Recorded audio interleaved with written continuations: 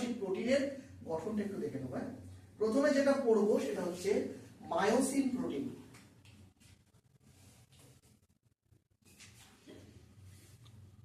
Myosin protein, তো একটা জিনিস মনে রাখবে, মায়োসিন হচ্ছে প্রাইমারি কন্ট্রাকটাইল প্রোটিন, অর্থাৎ পেশির সংকোচনে যদি প্রথম বা প্রাথমিক কোনো প্রোটিনের ভূমিকা থাকে সেটা হচ্ছে মায়োসিন। মায়োসিন হচ্ছে মেইন প্রোটিন, প্রাইমারি কন্ট্রাকটাইল প্রোটিন হচ্ছে মায়োসিন। ঠিক আছে, মায়োসিন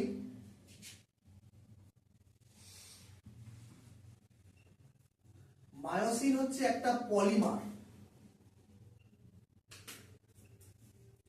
এর যেটা পলিমার থাকে তার তাহলে মোনোমার থাকবে। এর মোনোমারকে বলা হয়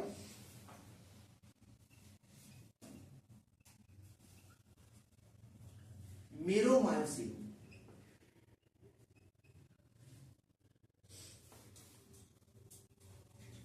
মেরোমায়োসিন হচ্ছে এর মোনোমার। যদি একটু বুঝতে না পারো জিজ্ঞাসা করবে। তাহলে মায়োসিন হচ্ছে পলিমার, এর মোনোমার অর্থাৎ ইউনিট হচ্ছে মেরোমায়োসিন। ঠিক আছে, তো এই মেরোমায়োসিন দুই প্রকারের স্ট্রাকচার দেখা যায় মেরোমায়োসিনের মধ্যে। একটা হচ্ছে হেড অংশ অর্থাৎ মস্তক, যেটাকে আমরা বলি HMM।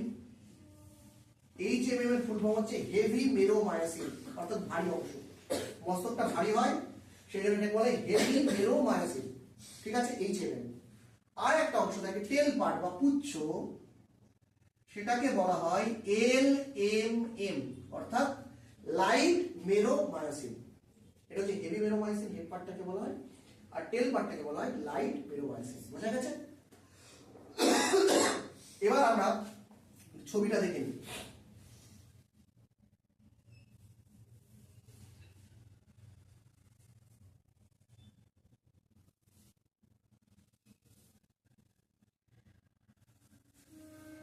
এই ধরো একটা মায়োসিনের স্ট্রাকচার, মেরোমায়োসিনের স্ট্রাকচার।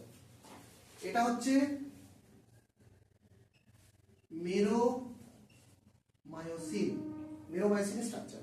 তো মেরোমায়োসিনের এই পার্টটা কি দেখতে পাচ্ছি আমরা? টেল দেখতে পাচ্ছি।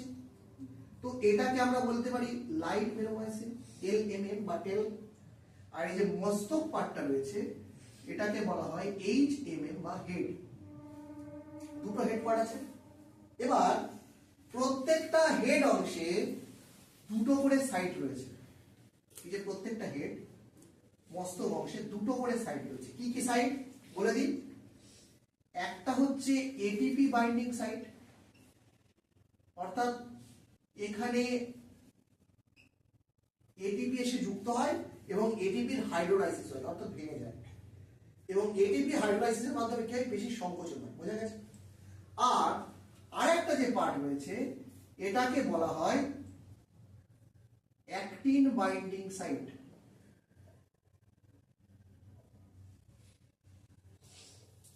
এটাও অ্যাক্টিন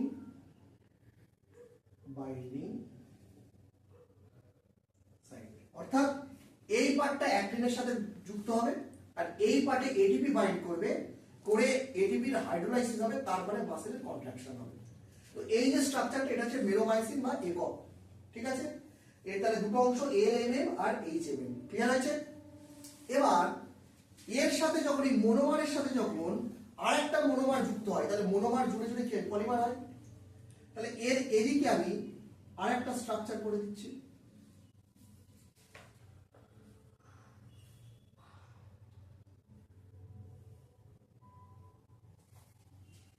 তাহলে এটাও একটা মেরোমায়োসিন, হেড পার্ট, টেল পার্ট। বোঝা গেছে? আর এদের মাঝখানে যে প্রোটিনটা থাকে তাকে বলা হয় মায়োমেসিন, যেটা এদেরকে অ্যাটাচ রাখতে সাহায্য করে। এরকম একাধিক মেরোমায়োসিন যুক্ত হয়ে একটা মায়োসিন তৈরি হয়, যার দুটো অংশ থাকে। বুঝতে পেরেছো কি বলেছি? এই পর্যন্ত বোঝা গেছে? মায়োসিন তৈরি হয়, এবং সেই জন্য ভেবে দেখো আমরা যখন পেশির স্ট্রাকচারটা করেছিলাম, এই যে এই অংশটাকে বলেছিলাম এইচ জোন, মনে আছে? এরপরে তো এর ভিতরে তো অ্যাক্টিন ছিল, অ্যাক্টিন ছাড়া এই পার্টটাকে বলেছিলাম এইচ জোন, আর তার মাঝখানে বলেছিলাম এম লাইন থাকে। বুঝেছো? M line for myomesin. Clear?